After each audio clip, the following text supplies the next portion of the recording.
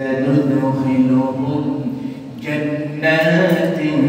تجري من تحتها الأنهار خالدين فيها أبدا الله رب العالمين الذين آمنوا যারা ঈমান এনেছে কোরআনের উপরে আল্লাহর উপরে রাসূলের উপরে এবং ধারাবাহিকভাবে ঈমানে মুফাসসাল যে আমরা পড়ি এইগুলোর উপরে যারা ঈমান এনেছে ওয়াল্লাযীনা আমানু ওয়া আমিলুস সালিহাত পাশাপাশি যারা নেক আমল করেছে নেক আমল যদি করতে হয় কি দিয়ে করতে হবে কোরআন দিয়ে করতে হবে আল্লাহ রাব্বুল আলামিন বলেন ফাযাক্কির বিল কুরআন মান ইয়াখাফু ওয়াঈদ তোমরা জিকির করো বিল কুরআন কি দিয়ে কোরআন দিয়ে তোমরা জিকির করো আমার বন্ধুগণ যারা ঈমান এনেছে নেক আমল করেছে আল্লাহ বলেন সানুদখিলুহুম জান্নাতিন তাজরি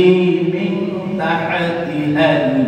আনহার তাদেরকে খুব শিগগিরই জান্নাতের ভিতরে প্রবেশ করানো হবে যার তলদেশ দিয়ে নহর প্রবাহিত হয়ে আছে সুবহানাল্লাহ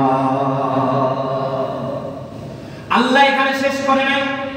আল্লাহ রাব্বুল আলামিন বলেন খালিদিনা ফিহা আবাদান তথায় থাকবে চিরকাল যেখান থেকে বের হওয়ার কোনো অবস্থা থাকবে না ঈমানদারেরা যদি একবার জান্নাতে ঢুকে যেতে পারে ওদের বের হওয়ার কোনো অবস্থা নাই ওরা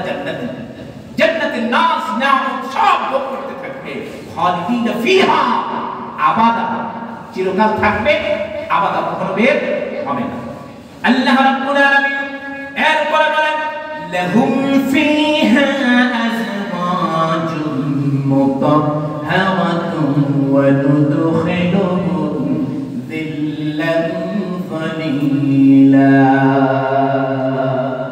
লাহুম তাদের জন্য ফিহা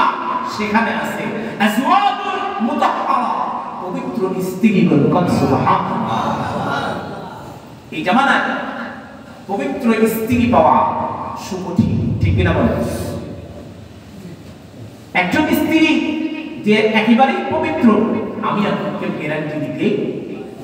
পারিপার্শ্বিক অবস্থা বিবেচনা করলে এরকম হয় আল্লাহ বলেছেন আজওয়াজু মুতাহহারা পবিত্র স্ত্রীগণ সেখানে তারা পাবে এরপরে আল্লাহ বলেন ওয়া নুদখিলুহুম যিল্লান যালিলা আর আমি তাদেরকে স্নিগ্ধ ঘন ছায়ায় তাদের ভিতরে দাখিল করে দিব সুবহানাল্লাহ